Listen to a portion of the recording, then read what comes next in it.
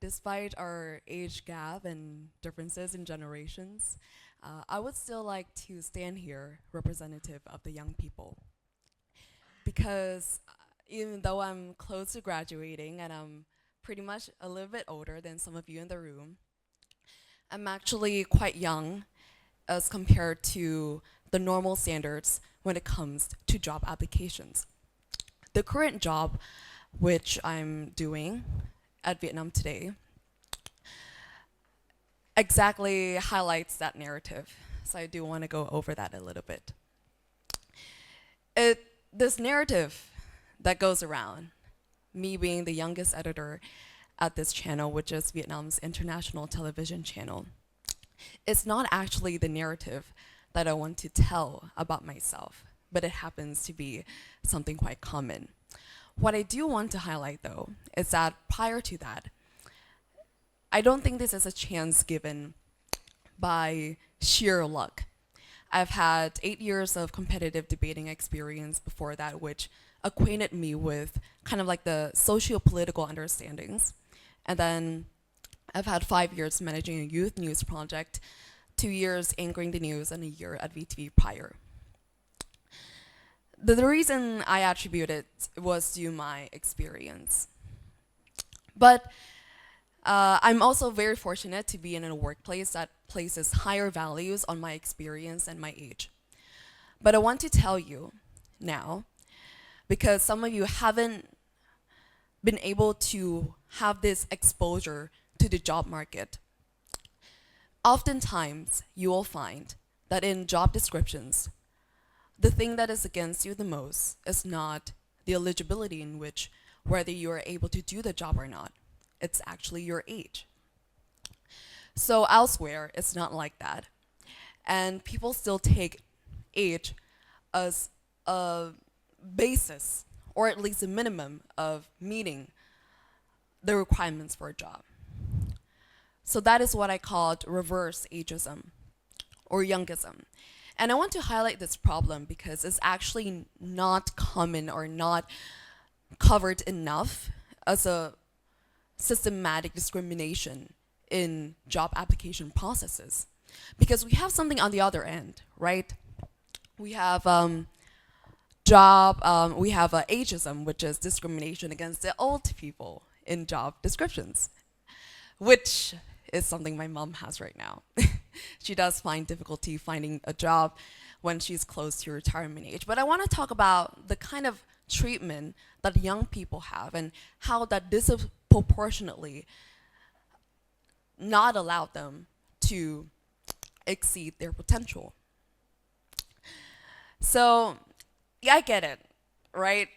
Sometimes when we reach a certain amount of age, we have a certain amount of years of experience that qualifies us for a certain kind of job. But what I really want to discuss here with you today is, does it really have to do with age? So I think this is also the culprit behind what I dare say is the most harmful self-limiting belief that the young people can have upon ourselves is they think they can reach a certain age. Only when they reach a certain age they can do something. And that in and of itself tells you that there are limits as to where you can do a certain thing, and no matter how hard you try or no matter how experiences you have prior to your peers. So I want to tell you a little bit of a story. Back in the, just not long ago, I was at a coffee shop and I overheard some, I think, millennials working in corporate jobs out about in their lunch, and they talked about their Gen Z coworkers. Guess what they said, right? They said their Gen Z coworker was lazy, disloyal, and hard to control. So naturally, I kind of want to investigate if this is a bigger problem, if this is actually systematically an issue. And the Business and Wharton School of Penn actually says so. that in job hiring processes, there is a negative leaning opinion about the young, especially those in their 20s. And when there is a survey that is made about how the previous generations would describe the younger people, some of the most common adjectives are entitled, right? Coddled, disrespectful, and radical. That leads to 40% of Gen Zs are or experience rejection due to their age, and 93% of them also experience some kind of discrimination within their workplaces. And that puts 1 in every 5 of them put off from job application just because they think their age is a problem. So yes, this problem does exist on a systematic level. How do we deal with this problem? So I want to go back to my personal story a little bit. In my current workplace, I work with a lot of people who I could dare say could birth me out of their wombs. They are the age of my parents. But upon my first few months of the job, no one knew how old I was. No one could ever remotely guess near to my age. And that was due to partly because of this tip, which I wanted to ask you if you've ever heard of the tip, hide your age from job descriptions. Hide your year of graduation from resumes is a thing. And so I did, and I kind of carried that spirit forward in my work where I didn't really just blab around about how old I was, and I let the work I do speak for me. So that's why oftentimes people couldn't accurately guess how old I was, and when they did, they was like, oh my God, right?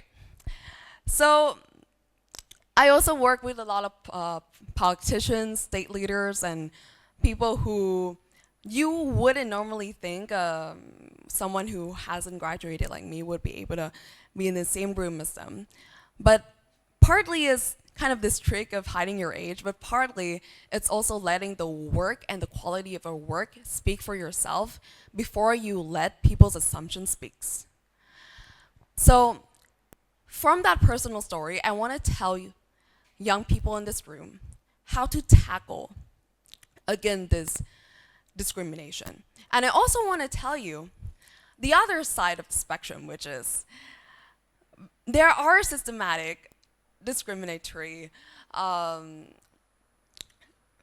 realities against the young, but at the same time, they kind of also praise them, right? They kind of also praise them that they excel beyond their age. For example, we have the youngest startup, we have 30s under 30s, we have, for my example, the youngest editor of Vietnam Today. So they are praising the very people who are able to excel the very kind of limits they are setting for young people, which is kind of self-contradictory. So how do we excel in a system that is so against young people, but also kind of performatively praising them at the same time? I think that's the question that we have today. So, based on my experience, here's what you could do. I think it's gonna sound cliche, but hold me a little bit. First, you have to ask yourself if you think, and I know I kind of have a big ego, but hold with me, whether you're able to do the thing people older than you can do, or even if you can do it better than those older than you. And I always find in some of the most successful young people that I come across. I know this because I've been in countless interviews with, people who are successful for, work purposes. And they always have one thing in common, is kind of ridiculous self-belief, borderline outrageously ridiculous. They have this kind of mindset that they can do anything and age is not a problem to them. And even if people says otherwise, they're going to let the work speak for itself. So that's ridiculous self-belief. But how do we build that kind of ridiculous self-belief? So I want to go back to my story, right? Because I was 20 at the time when I got into Vietnam Today. And prior to that, I've told you that I've had quite some experience related to that field. I didn't wake up one day and I knew I wanted to be kind of in journalism and broadcast journalism. But before that, I was in telesales. I was picking up calls, telling people to buy things. I was in human resources before I was in high school. So I was doing literally all the things and all the fields you could possibly imagine to narrow down what I think I pivot towards in interest, and it turns out to be in journalism. So I drew this circle myself and I made this theory up, but it's kind of like a description of how your life would go the older you age. You would be still confused. It's going to be different kinds of confusion. But whenever you look at old people, you look at your parents, and they be like, they know everything about life. I can assure you, they don't. But the more you experience, the more you narrow down this circle of confusion. And I've learned that the hard way.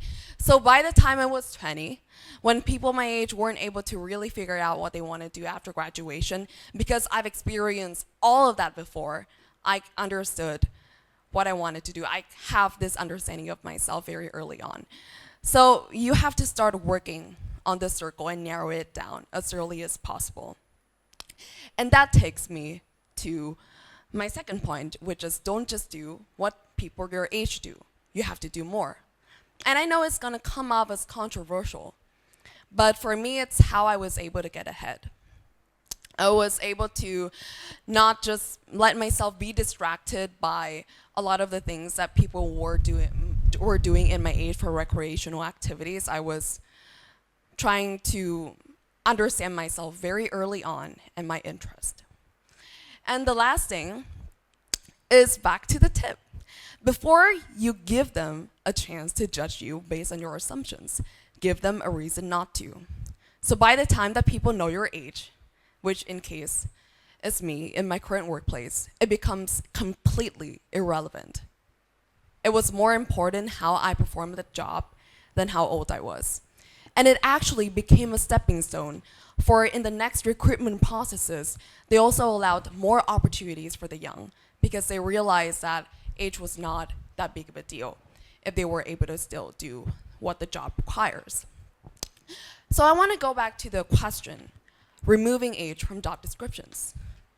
Because actually, it's standard practice in a lot of countries already. It's actually required to not include age in job descriptions. So technically, we can do it, right?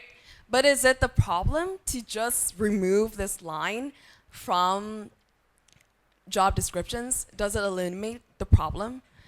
I don't think so, right? It comes down to the mindsets of the old people towards the young. Whether you still have or embraces this kind of understanding that young people are ridiculous, are entitled, are radical. Because we live in arguably different times where Gen Z is upwards of 60% of them have side hustles. And we live in a times where working until 40 doesn't guarantee us a job anymore.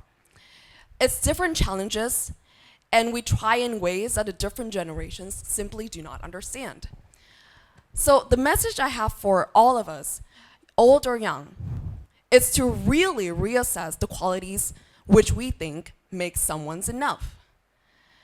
And for old people, I want you to question yourself if you've really abandoned all your prejudices and give young people a chance. Thank you.